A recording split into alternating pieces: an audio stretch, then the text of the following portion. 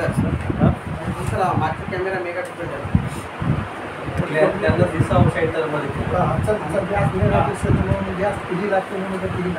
असं आहे का जागा दिला जेवढं जास्त मेगापिक्सल कॅमेरा करतात तेवढं जास्त मेमरी वैकुंठवासी हुंडा महाराज देगलूरकर महाविद्यालय देगलूर नियमित व्याख्यानमाला आणि व्याख्यानमालेचे अध्यक्ष महाविद्यालयाचे प्राचार्य डॉक्टर विजय कुलकर्णी सर यांनी मला बोलण्याची संधी दिली. त्याचबरोबर उपस्थित सर्व प्राध्यापक त्यांचे आभार. माझा विषय आहे तो म्हणजे भारतीय राष्ट्रवादाचा उदय आणि भारतीय राष्ट्रवाद आणि भारतीय राष्ट्रवादाची जी संकल्पना आहे, संकल्पना मांडत असताना सर्वप्रथम राष्ट्र हा जो शब्द आहे तो भारतीय परंपरेतील अगदी प्राचीन काळापासून ज्ञात आहे, पण तो शब्द प्राचीन भारतीय परंपरेपेक्षा भिन्न आहे. त्याचं उदाहरण म्हणजे स्वामी दयानंद सरस्वती ज्यांनी 19व्या शतकामध्ये पाश्चिमात्यीकरणाला विरोध केला होता. त्याचं कारण की पाश्चिमात्य विचार त्यांची संस्कृती त्यांनी भारतीयावर लादण्याचा प्रयत्न केला होता. पुढे त्याच प्रकारचं भारतीय राष्ट्रवादाबद्दलचं संकल्पना मांडताना त्यामध्ये स्वामी विवेकानंद यांनी राष्ट्रवादाची जी संकल्पना आहे ती आध्यात्मिकावर मांडलेली आहे. म्हणजे आध्यात्मिक हे वेगवेगळे विचार आहेत आणि हेच विचार पुढे जाऊन राष्ट्र आणि राष्ट्रवाद या संकल्पनेबद्दलचं मत मांडताना जे राष्ट्रवादाचे आद्य उद्गाते म्हणून ओळखले जातात ते अरविंद घोष आणि राष्ट्रवादाबद्दल अरविंद घोषांनी मांडलेलं मत आहे. त्यांनी जी संकल्पना मांडली किंवा जे विचार मांडले ते मी तुमच्यासमोर ठेवत आहे. तर राष्ट्र म्हणजे तरी शेवटी काय, त्यांनी प्रश्न विचारला आहे की राष्ट्र म्हणजे शेवटी काय. तो केवळ भूभागाचा एक तुकडा नाही, जे जमीन एवढ्यापुरतं मर्यादित असं राष्ट्रवादाची संकल्पना किंवा त्याच्यामध्ये आपण बांधू शकत. पुढची गोष्ट त्यांनी सांगितलं किंवा भाषा अलंकार नाही, म्हणजे भाषेमध्ये बांधू शकत नाही राष्ट्रवादाला किंवा तेवढ्यापुरतं मर्यादित नाही. पुढे मनानेच उभी केलेली कल्पनाही नाही, म्हणजे आपण स्वतः काही मनाने मांडलेली कल्पनासुद्धा नाही. पुढे त्यांनी सांगितलं ती एक प्रचंड शक्ती आहे, म्हणजे ती आपोआप आलेली आहे, ती कोणी ओढून ताणून आणलेली नाही. त्याचबरोबर राष्ट्र ज्याचे तयार होते त्या सर्व लक्षावधी घटकांच्या सर्व शक्तीची मिळून ती प्रचंड शक्ती आहे. म्हणजे ही राष्ट्रवादाबद्दल अरविंद घोषांनी मांडलेलं जे मत आहे किंवा त्यांचे विचार आहे. म्हणजे राष्ट्रवाद ही संकल्पना पुढे मांडत असताना बंकिमचंद्र चटर्जी यांनी काय मांडलं राष्ट्रवादाबद्दल, तर आनंदवट कादंबरीमध्ये मातृभूमीची जी प्रत्यक्ष प्रतिमा वाचकासमोर आणली आणि वंदे मातरम जे ते गीत आहे ते पुढे भारतीय राष्ट्रीय चळवळीसाठी एक पोषक वातावरण निर्माण झालं. आता लोकमान्य टिळक जे भारतीय असंतोषाचे जनक म्हटलं जातात त्यांना, आणि जहाल आणि मवाळ यामधला मवाळ कालखंडातला एक प्रभावी नेतृत्व असणारे लोकमान्य टिळक. आणि लोकमान्य टिळक ज्यावेळेस राष्ट्रवादाबद्दल मत मांडतात तेव्हा त्यांनी काय म्हटलं आहे, प्रांतिकता, जातीयता, पंथवाद यांना छेदून जाणारी प्रेरणा म्हणजे राष्ट्रवाद.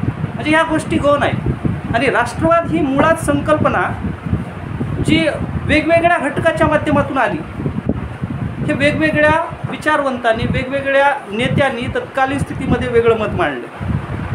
आता शेवटच्या बाबीमध्ये म्हणजे जी काही राष्ट्रवादाची संकल्पना मांडत असताना त्यामध्ये महात्मा गांधी यांचीसुद्धा राष्ट्रवादाबद्दलची वेगळं मत आहे, ते सुद्धा मी आपल्यापुढे मांडू इच्छितो. तर राष्ट्रवादाबद्दल महात्मा गांधी म्हणतात की काही पाश्चिमात्य विचारवंत व स्वकीय सुशिक्षित म्हणतात त्याप्रमाणे राष्ट्रवाद ही भावना भारतात इंग्रज राज्यकर्त्यांनी निर्माण केलेली नाही. हजारो वर्षापासून ती या देशात उपस्थित आहे, म्हणजे हजारो वर्षापासून ती अस्तित्वात आहे आणि ती टिकून आहे. चारी टोकावर 4 तीर्थक्षेत्र उभी करून चारीधाम यात्रा करण्यावर भर देणाऱ्या पूर्वजांना राष्ट्रवाद या भावनेचा साक्षात्कार झाला होता. म्हणजे राष्ट्रवाद ही संकल्पना अचानक ब्रिटिश शासन व्यवस्था आली तेव्हापासून नाही, त्याच्या अगोदरपासून आहे ही मांडण्याचं मत केलं. आणि शेवटचं मत म्हणजे पंडित जवाहरलाल नेहरू यांचं. तर राष्ट्रवाद ही एक मनोअवस्था असून ती प्रखड भावनिक तत्परतेबरोबर राष्ट्र महात्म्याच्या बौद्धिक आकलनावर अवलंबून असते. म्हणजे राष्ट्रवादाबद्दलचे हे असे वेगवेगळे मतांतर. मग आपला प्रश्न पडतो की राष्ट्रवाद ही संकल्पना केव्हा प्रारंभ झाला, म्हणजे राष्ट्रवादात युरोपातील राष्ट्रवादाचा म्हणजे राष्ट्रराज्याचा प्रारंभ कसा झाला. युरोपामध्ये वेगवेगळ्या देशांची जी क्रांती झाली ही राष्ट्रवादाने केलेलं काम म्हणजे राष्ट्रवादाच्या माध्यमातूनच झालेलं आहे.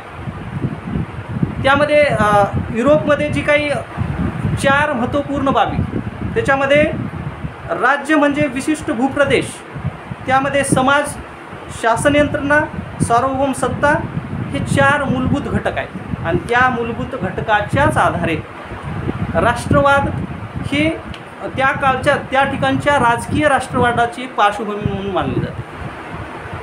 आता राष्ट्रवाद ही संकल्पना मांडत असताना प्रत्येकजण सांगतं की धर्म, वंश, भाषा अशा ऐतिहासिक, सांस्कृतिक आणि भौगोलिक या सर्व घटकांचं एक एकत्रित मिलाप म्हणजे राष्ट्रवाद.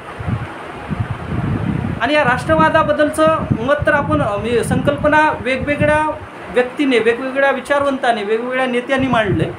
पण त्याचबरोबर राष्ट्रवाद ही संकल्पना म्हणजे ती निर्मिती कशा पद्धतीने झाली भारतात हे सुद्धा समजून घेणं आवश्यक आहे. त्यामध्ये आपण राष्ट्रवादाबद्दल थोडक्यात माहिती मांडल्यानंतर आता भारतीय राष्ट्रवादाच्या उदयाची कारण म्हणजे या अगोदर राष्ट्रवाद ही संकल्पना प्राचीन काळापासून आहे, पण ती राजकीय स्वरूपाची म्हणजे वेगवेगळ्या राज्यांनी आपापल्या मतांतर म्हणजे राज्याची एक मुहूर्तमेढ रोवण्यासाठी त्यांच्या सोबत असणारे जे व्यक्ती असतील, त्यांच्या विचाराचे असतील किंवा त्यांना प्रामाणिक असतील, यांच्या माध्यमातून राष्ट्रवादाची निर्मिती झाली आहे. आता काही उदाहरणं आहेत. त्यामध्ये चंद्रगुप्त मौर्य ज्यांनी भारताला प्राचीन म्हणजे इसवी सन पूर्व 20 ते 22च्या कालखंडामध्ये स्वतःचं एक मौर्य साम्राज्य निर्माण केलं आणि तेच साम्राज्य दक्षिण भारत आणि उत्तर भारतामध्ये बलाढ्य असं साम्राज्य निर्माण केलं. आणि हे साम्राज्य म्हणजे त्या काळातलं एक एकत्रित केलेलं एक राज्य होतं. त्याच्या पुढे जाऊन त्यांचा नातू जो आला सम्राट अशोक, त्यांनीसुद्धा राज्याची संकल्पना म्हणजे एक संघ असा राज्य बनवलं. पुढे मुस्लिम शासककर्ते आले, त्याच्यामध्ये अलाउद्दीन खिलजी असेल, त्याच्यानंतर मोहम्मद घोरी असेल, मोहम्मद तुगलक असेल, यांनी दक्षिण भारत आणि उत्तर भारत पूर्ण आपल्या आधिपत्याखाली आणला. म्हणजे त्या काळातसुद्धा भारताचं राजकीय ऐक्य हे टिकून होतं. पण राष्ट्रवाद ही संकल्पना ब्रिटिश शासन व्यवस्थेच्या प्रारंभानंतर, ब्रिटिश शासन व्यवस्थेने भारतामध्ये व्यापाराबरोबरच राज्यकर्ते जेव्हा बनले त्यानंतर अस्तित्वात आले. आता त्याबद्दल वेगवेगळे विचार मांडताना 1857च्या प्लासीची जी लढाई झाली, बंगालमध्ये खऱ्या अर्थाने मूळ पाया रचला गेला. आणि पाया रचल्यानंतर ब्रिटिश शासन व्यवस्था अस्तित्वात आली, म्हणजेच त्या ठिकाणी मूळ धरू लागली. आणि 1764मध्ये खऱ्या अर्थाने त्यांनी भारतामध्ये बंगाल प्रांत पूर्ण जिंकला. अवध असेल, बंगाल असेल, मद्रास असेल, हे प्रांत जिंकून घेतले. आणि त्यानंतर खऱ्या अर्थाने राष्ट्रवाद किंवा स्वतःचं राज्य निर्माण करण्याची एक संकल्पना त्यांनी पुढे सुरुवात केली.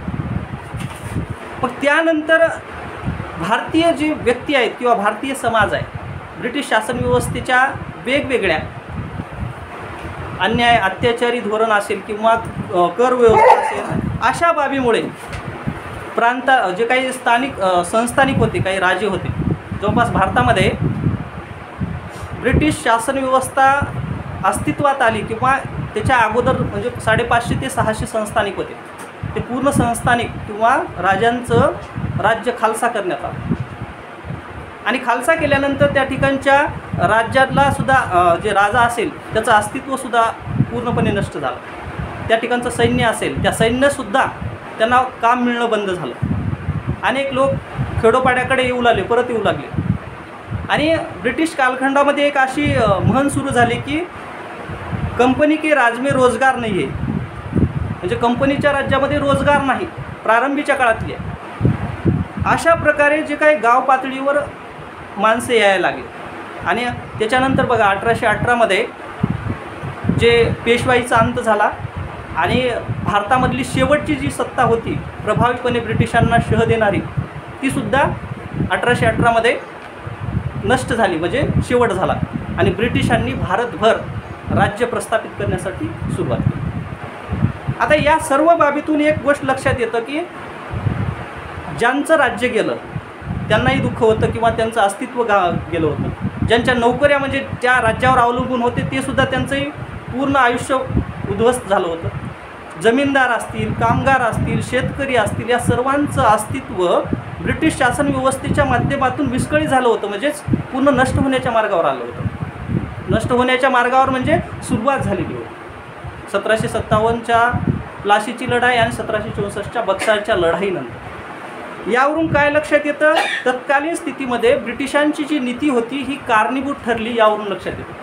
आणि यामुळेच राष्ट्रवाद ही संकल्पना किंवा राष्ट्रवादाचं एक मूळ बीज रोपण सुरुवात झाली, यावरून लक्षात येतं. आणि दुसरा जो घटक आहे तो म्हणजे दळणवळणाची साधने.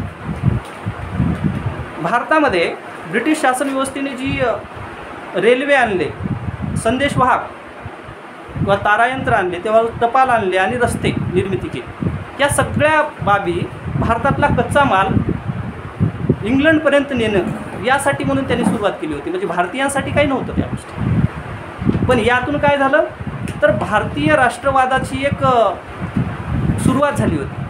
त्यामध्ये रेल्वेच्या माध्यमातून माल तर वाहतूक होत होतीच, त्याचबरोबर अनेक लोक एकमेकाशी जोडले जाऊ लागले, संदेश म्हणजे एकमेकांना भेटू लागले, वेगवेगळ्या प्रांतामध्ये भेटी होऊ लागल्या. टपालाच्या माध्यमातून एकमेकांना पत्र पाठवणं हे सुरू झालं. संदेशवहनाच्या माध्यमातून ब्रिटिश शासन व्यवस्थेला हे सैन्य एका बाजूकडून दुसऱ्या बाजूकडे नेण्यासाठी किंवा एखाद्या ठिकाणी उठाव झाला शांत करण्यासाठीचे साधनं होते त्यांची. पण हीच बाब भारतीयांसाठी एक पोषक वातावरण मिळालं. इंग्रजी भाषा झाली, भाषा ही अस्तित्वात आली म्हणजे राज्यकारभाराची. त्यामुळे एका प्रदेशातला दुसऱ्या प्रदेशातला माणूस एकामेकाशी इंग्रजी भाषेमध्ये जे काही संवाद साधू लागला. शिक्षण व्यवस्थेची सुरुवात म्हणजेच दळणवळणाच्या साधनामुळे तत्कालीन स्थितीमध्ये राष्ट्रवादाचा एक उदय होण्याचं कारण एक ठरलं गेलं. पुढे आहे ते म्हणजे पाश्चिमात्य शिक्षणाचा प्रसार. आपण NEPचं जे काही वेगवेगळे मतं मांडत आहोत किंवा NEP आज लागू होणार आहे 2020पासून जी लागू झाली आणि पुढे त्यांचं इम्प्लिमेंटेशन आता चालू आहे. त्याच बाबी म्हणजे लॉर्ड मेकालेचा कालखंड जो 1835मध्ये आहे. त्यावेळेस governor general lord William Bentinck होते आणि त्यांनी काय केलं तर शिक्षणविषयक धोरणासाठी म्हणून लॉर्ड मेकालेची नियुक्ती केली. आणि याच लॉर्ड मेकालेने तत्कालीन स्थितीमध्ये पाश्चिमात्य भाषेचा अंगीकार असावा शिक्षण पद्धतीमध्ये ही बाब तत्कालीन स्थितीमध्ये मांडली. त्यावेळेस मेकालेंच्या म्हणण्यानुसार त्यांनी काय म्हटलं होतं, इंग्रजी भाषा आम्ही कशासाठी देत आहोत तर आमच्या राज्यकारभारासाठी ही भाषा आहे. त्याचबरोबर जोपर्यंत भारतीय व्यक्ती म्हणजे उच्च शिक्षित व्यक्ती ज्यांनी इंग्रजी शिक्षण घेतलेलं आहे जोपर्यंत आम्हाला आमचं वसाहतीचं स्वरा म्हणजे आपलं राज्य मागणार नाही किंवा आम्हाला आमचं राज्य परत करा हे जोपर्यंत मागणार नाही तोपर्यंत शिक्षणाचं ध्येय साध्य झालं असं मी म्हणणार नाही. म्हणजे ज्या मेकालेचा ज्या आशावाद होता ते काही कालखंडानंतर म्हणजे 1947पर्यंत पूर्णत्व असावं. म्हणजे भारतीय शिक्षण पद्धती ही सुद्धा म्हणजे भारतीय राष्ट्रवादासाठी एक पोषक वातावरण किंवा राष्ट्रवाद निर्मितीसाठी एक उदयाचं कारण ठरलं गेलं. त्याचबरोबर आता भारतीय राष्ट्रवादाचं दुसरं एक कारण होतं ब्रिटिश सत्तेविरुद्धचा असंतोष. या अगोदरसुद्धा मुस्लिम शासन कालखंड होऊन गेला किंवा अन्य शासककर्ते होऊन गेले. वेगवेगळ्या कालखंडामध्ये वेगवेगळ्या राजसत्तेने अन्याय अत्याचार केले किंवा या ठिकाणच्या जनतेवर. पण ब्रिटिश शासन व्यवस्थेबद्दलचा असंतोष हा वेगळ्या पद्धतीचा होता. कारण जमीनदार असेल, सावकार असतील, महसूल अधिकारी असतील, हे सगळे अधिकाऱ्यांना धरून महसूल जमा करणे किंवा वेगवेगळ्या कामगार असतील यांच्यावर अन्याय अत्याचार सुरू झाला. आणि ह्याचाच परिणाम म्हणजे सशस्त्र लढा सुरू झाला. तो म्हणजे काही जे शस्त्र आहे लाठी काठी असेल किंवा जे काही कुऱ्हाड असेल, जे आपल्या घरी वापरात येणाऱ्या वस्तू हे सुद्धा शस्त्र म्हणून वापरण्यास सुरुवात झाली. बघा असंतोषाचा प्रकार काय होतं त्यामध्ये. महाराष्ट्रामध्ये ज्यांना आपण आद्य क्रांतिकारक म्हणून ओळखलं जातो, वासुदेव बळवंत फडके, त्यांना आपल्या आईच्या अंत्यविधीला जाता आलं नाही, जाऊ दिलं नाही, म्हणून त्यांनी नोकरी सोडली ब्रिटिश शासन व्यवस्थेची आणि सशस्त्र असा लढा सुरू केला. यावरून काय लक्षात येतं तर ब्रिटिश सत्ता ही भावना असेल किंवा मतमतांतर असेल किंवा आपलं राज्य हे प्रभावीपणे टिकून ठेवण्यासाठी भारतीय लोकांच्या मनाचा काहीच विचार करत नव्हती. आणि ही बाबच म्हणजे तत्कालीन स्थितीमध्ये राष्ट्रवादाच्या उदयाचं पुढे कारण ठरलं, म्हणजे उदय होण्याचं एक कारण ठरलं गेलं आहे. त्यामध्ये रामोशी असतील, भिल्ल असतील, पंजाबमध्ये कुका यांचा उठाव असतील, या उठावामुळे तत्कालीन स्थितीमध्ये राष्ट्रवादाला एक प्रेरणा मिळाली की आपला देश असावा, आपली एक राज्यव्यवस्था असावी, ब्रिटिश शासन व्यवस्थेतून मुक्त व्हावं, ही एक संकल्पना आहे. पुढे होतं ऐतिहासिक संशोधनाचा अभाव. ब्रिटिश जे होते ते पाश्चिमात्य विचाराला आमचं ते योग्य, आमचं ते सर्व सत्य आणि आपण जी भारतीय संस्कृती आहे त्यांना 2 स्थान देण्याचा प्रयत्न त्यांनी केला होता. आणि त्याच ब्रिटिश शासन व्यवस्थेने तत्कालीन स्थितीमध्ये भारतातल्या ज्या का प्राचीन संस्कृती आहे ती शोधण्याचाही प्रयत्न त्यांनीच केला आहे सर्वप्रथम. त्यामध्ये विल्यम जोन्स नावाचा ग्रीक इतिहासातील म्हणजे विल्यम जोन्स यांनी काय म्हणले तर सेंड्रोकोटस म्हणजे चंद्रगुप्त मौर्य हाच आहे, म्हणजे अशा प्रकारचं मत मांडलं. त्यानंतर 1783 ॲशियाटिक सोसायटी स्थापन झाली आणि या माध्यमातून काय झालं, भारतामध्ये प्राचीन काळाची धर्म, संस्कृती, राज्यव्यवस्था या सगळ्या बाबी शोधण्यास प्रारंभ झाला. जेम्स प्रिन्सेप नावाच्या व्यक्तीने ब्राह्मी लिपीचं वाचन केलं आणि तत्कालीन स्थितीमध्ये सम्राट अशोक, जो चक्रवर्ती सम्राट म्हणून ओळखला जात होता, त्या ब्राह्मी लिपीचं वाचन केलं आणि सम्राट अशोकांच्या 14 शिलालेख असतील, दीर्घ, लघु अशा बऱ्याच शिलालेखांचं वाचन केलं. आणि यावरून काय समजायला लागलं, प्राचीन काळाचा इतिहास समजण्यास महत्त्व होऊ लागलं. म्हणजे भारतीयांना लक्षात आलं आमचाही देश, आमचं राष्ट्र, आमची संस्कृती ही श्रेष्ठ आहे, म्हणजे सांगण्याचा प्रयत्नसुद्धा झाला. त्याचबरोबर तत्कालीन स्थितीमध्ये सर विल्यम जोन्स यांनी मनुसंहिता, शाकुंतल आदी संस्कृत ग्रंथाचे इंग्रजीमध्ये भाषांतर केलं. म्हणजे त्यांनी शोधण्याचा प्रयत्न केला आणि भारतीयांना समजायला लागले की आमची संस्कृती एवढी मोठी आहे, आमचा इतिहास एवढा आहे. आणि हे तर वर दाखवण्यासाठी फक्त काय म्हणतायत की संस्कृती तुमच्यापेक्षा श्रेष्ठ आहे. मग भारतीयांनासुद्धा एक विचार यायला लागला की आपण काय करायला पाहिजे, आपल्या संस्कृतीचा शोध घेतला पाहिजे. त्यानंतर भारतामध्ये न्यायमूर्ती रानडे असतील, रामकृष्ण गोपाळ भांडारकर असतील, राजेंद्रलाल मित्र असतील, अशा अन्य जे काही विद्वानांनी भारतीय संस्कृतीचा शोध घेण्यास प्रारंभ केला. आणि त्यानंतर राष्ट्रवाद म्हणजे आपली संस्कृती आहे ही ब्रिटिशांना दाखवण्याचा प्रयत्न केला. म्हणजे भारतीयांना आपली संस्कृतीचा अनुभव यायला लागला आणि हे राष्ट्रवादाच्या उदयाचं कारण ठरलं. त्यानंतर भारतीय साहित्य आहे आणि या भारतीय साहित्यामध्ये इतिहासाचा जर विचार केला तर राजवाडे असतील, खरे असतील, पारसनीस असतील आदींनी काय केलं आहे की इतिहासाचा शोध घेण्याचा प्रारंभ केला. ग्रँड डप यांनी मराठ्यांचा इतिहास मोडून तोडून मांडला.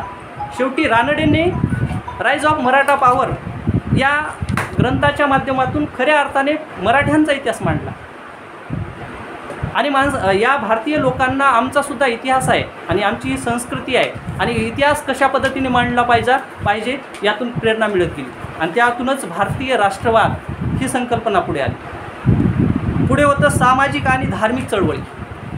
भारतामध्ये 18व्या शतकामध्ये अनेक सामाजिक आणि धार्मिक चळवळीचा उदय झाला.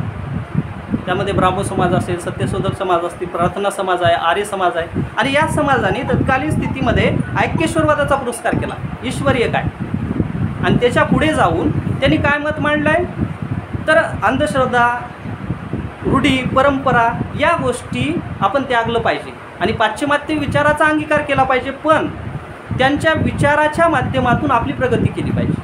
अशा प्रकारचं मत म्हणजे वेगवेगळ्या समाजाच्या माध्यमातून झालं. भारतामध्ये रामकृष्ण परमहंस, स्वामी विवेकानंद यांच्या माध्यमातून वेगवेगळं कार्य सुरू झालं. रामकृष्ण मिशनच्या माध्यमातून भारतामध्ये थिओसॉफिकल सोसायटी ही सुद्धा निर्माण झाली आणि अशा पद्धतीने भारतामध्ये वेगवेगळ्या समाज सुधारणा आणि सामाजिक आणि धार्मिक सुधारणा चळवळीच्या माध्यमातून एक वेगळी ओळख निर्माण होण्यास प्रारंभ झाला. आणि भारतीयांना सुद्धा लक्षात आलं की आपण पाश्चिमात्य संस्कृतीचा विचाराचा अंगीकार आपण केला पाहिजे. त्याचबरोबर भारतीय जी संस्कृती आहे त्याला टिकून ठेवणं सुद्धा आवश्यक आहे.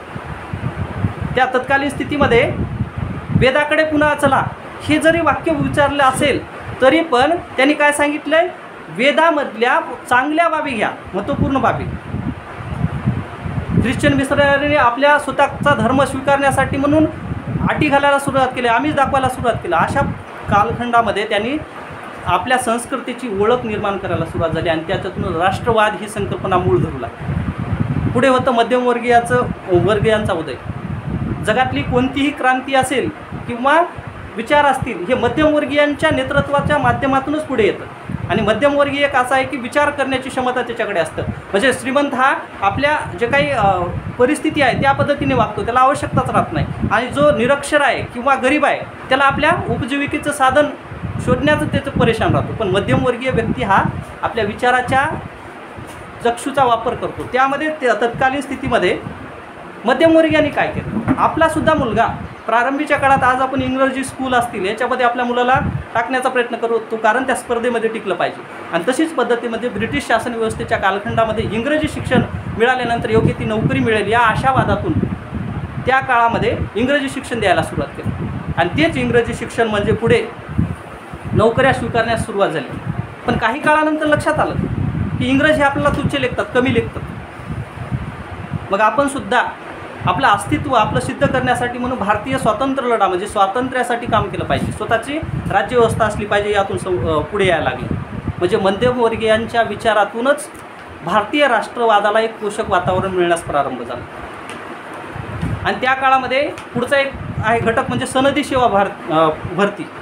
आज आपण कलेक्टर म्हणतो, त्या काळामध्ये इंडियन सिव्हिल सर्व्हिस ICSची परीक्षा.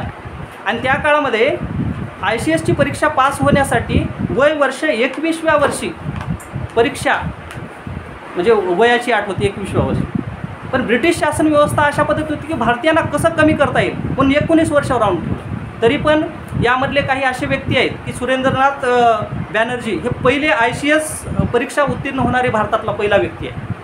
आणि या व्यक्तीने त्यांच्या वयाच्या अटीनुसार म्हणजे वय तुमचं जास्त आहे म्हणून म्हणजे वयानुसार त्यांना वगळण्यात आलं. त्यांनी कोर्टामध्ये गेले, शेवटी त्यांना रुजू करून घ्यावं लागलं. पण 2 वर्षाच्या कालावधीमध्ये त्यांच्यावर विविध आरोप टाकले. मग सुरेंद्रनाथ बॅनर्जीला लक्षात आलं की आपण एवढं मोठ्या पदापर्यंत जाऊ शकतो पण आम्हाला कार्य करण्यासाठी योग्य म्हणजे हेच नाही, अधिकारच नाही.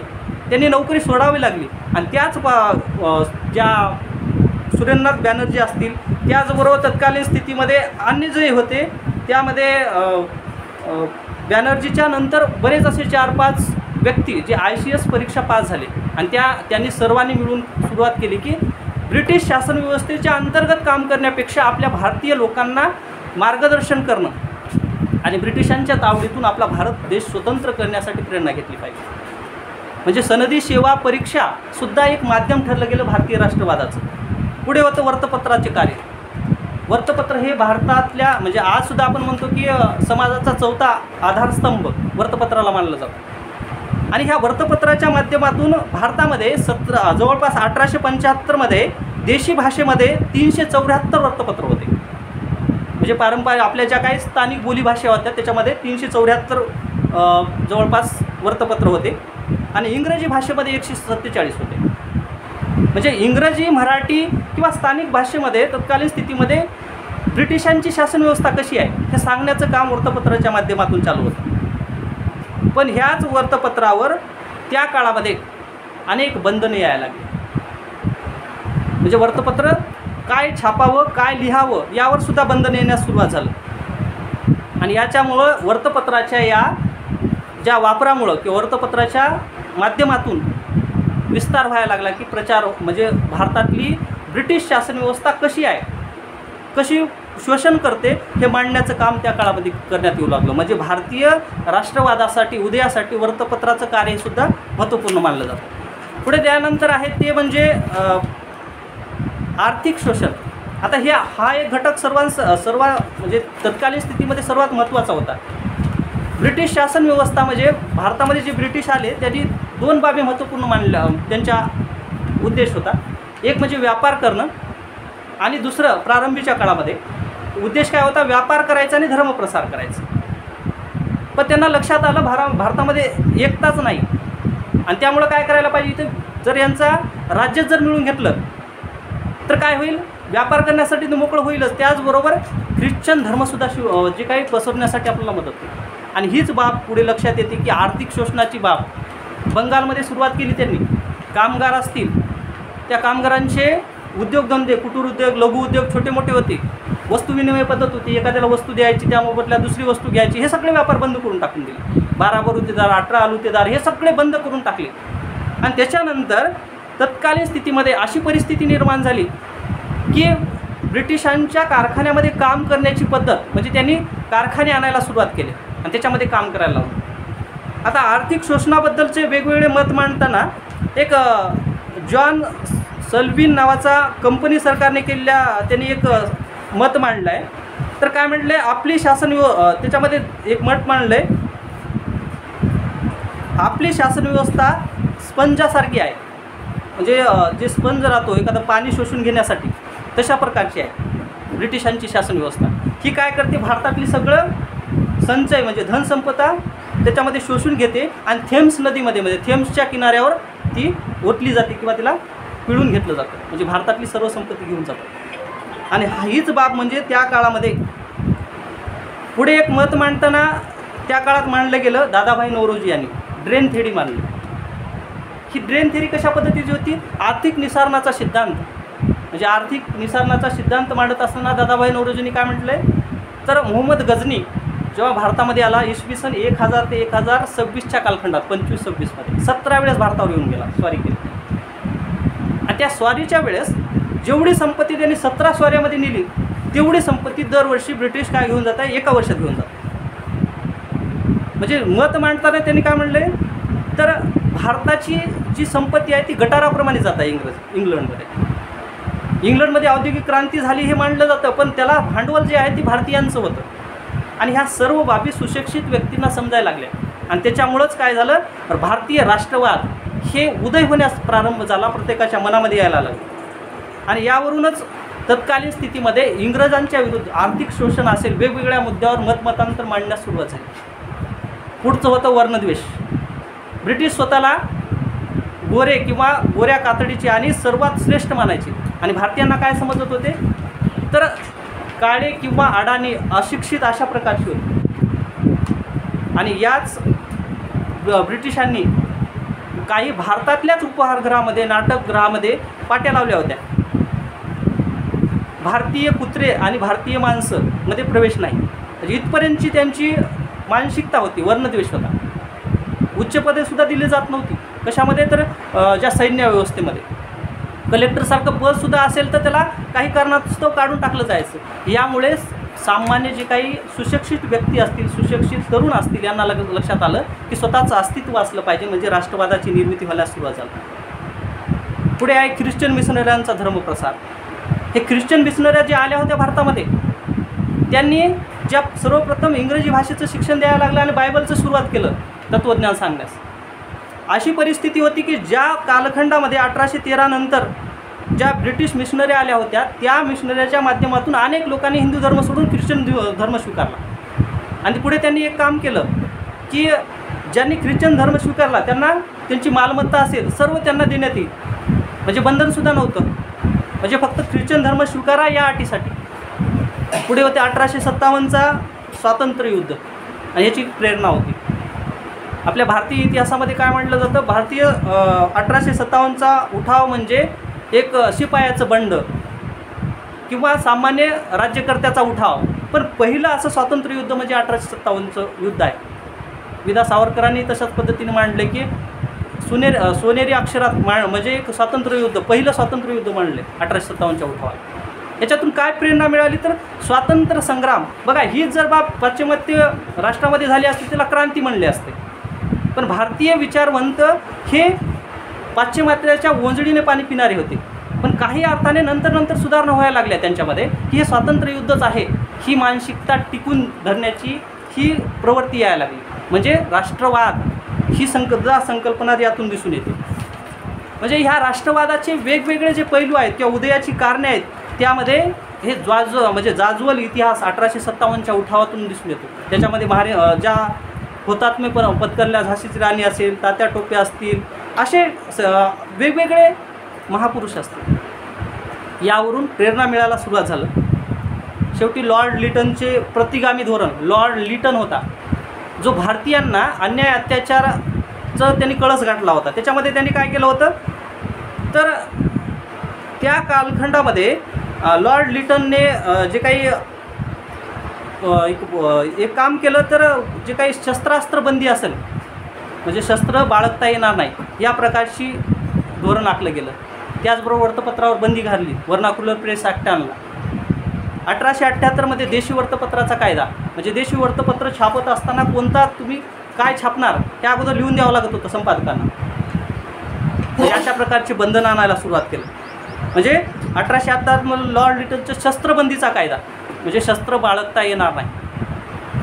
आणि शेवटी होतं ते म्हणजे इल्बर्ट बिल आहे. ज्या इल्बर्ट बिलचं इश्यू किंवा इल्बर्ट बिलबद्दल अनेक मतमतांतर मांडलं गेलं की भारतीय न्यायाधीशांनी एखाद्या इंग्रज अधिकाऱ्यांचं म्हणजे न्यायनिवाडा केला पाहिजे, हे इल्बर्ट बिलामध्ये होतं. म्हणजे अपराधी जरी ब्रिटिश असेल त्याचा न्यायनिवाडा करण्यासाठी अधिकार भारतीय न्यायाधीशांना असावा, अशा प्रकारचं एक इल्बर्ट बिल आलं. पण त्याला विरोध व्हायला लागला. आणि 1883 इल्बर्ट बिल येणार त्यावेळेस त्या बिलाविरोधात प्रखर असा विरोध झाला. आणि इल्बर्ट बिल म्हणजे भारतीयांच्या पुढे आम्ही झुकणार नाही किंवा भारतीयांच्या पुढे आम्ही उभा टाकणं म्हणजे आमचा अपमान आहे, अशा प्रकारची बाब आहे. अशा प्रकारे भारतीय राष्ट्रवाद उदय होण्याची अनेक अशी कारणं दिसून येतात. आता ह्या भारतीय राष्ट्रवादाच्याच उदयामुळे शेवटी 1885 28 डिसेंबर 1885 भारतीय राष्ट्रीय काँग्रेसचं निर्मिती झाली. आणि त्या राष्ट्रीय काँग्रेसच्या माध्यमातून जहाल आणि मवाळ आणि जहाल कालखंडाची विभागणी, म्हणजे सर्वप्रथम भारतीय राष्ट्रीय काँग्रेस ही सनदशीर मार्गाची होती. सेफ्टी वॉल म्हणजे ब्रिटिश शासन व्यवस्थेने त्या काळामध्ये सुशिक्षित तरुण वर्गाने तर सनदशीर मार्गाने केलं पाहिजे. सनदशीर मार्गाने काय केले पाहिजे, अर्ज विनंत्या केल्या पाहिजे. आणि ती मान्य करण्यासाठी म्हणून एक व्यासपीठ निर्माण केलं. पुन्हा तीच व्यासपीठ खऱ्या अर्थाने भारतीय स्वातंत्र्य लढ्यासाठी एक प्रेरणा ठरली गेली. लोकमान्य टिळकांचा काळ आहे. भारतामध्ये कुठं असंतोष झाला आणि लोकमान्य टिळक तिथं बोलले नाहीत असं कुठंच घडलं नाही. म्हणून भारतीय असंतोषाचा जनक म्हणून लोकमान्य टिळकांना ओळखलं जातं. पुढे त्यानंतर ब्रिटिश शासन व्यवस्थेविरुद्ध 1920 ते 1947चा कालखंड म्हणजे महात्मा गांधींचा कालखंड. म्हणजे ह्या सर्व बाबीवर भारतीय राष्ट्रवादांचा प्रभाव आहे. म्हणजे 1757च्या प्लासीच्या लढाईपासून ते 1764ची बक्सारची लढाई, तेव्हापासून 1857चा लढा. आणि याच्यासाठी पोषक वातावरण म्हणजे हे वेगवेगळे भाग किंवा वेगवेगळे घटक आहेत. म्हणजे भारतीय स्वातंत्र्य लढा, राष्ट्रवाद ही संकल्पना जरी मर्यादित असली तरी हृदयाचे कारणही महत्त्वपूर्ण आहेत. म्हणजे एखादा वाद, तंटे, भांडण निर्माण होण्यासाठी वेगवेगळे कारणं राहतात. तशाच पद्धतीने भारतीय राष्ट्रवाद आणि भारतीय स्वातंत्र्य लढा पूर्ण होण्यासाठी राष्ट्रवाद ही संकल्पना आणि त्या उदयाची कारणे महत्त्वपूर्ण वाटतात. म्हणून मी आपल्यापुढे एवढं मत मांडतो आणि थांबतो.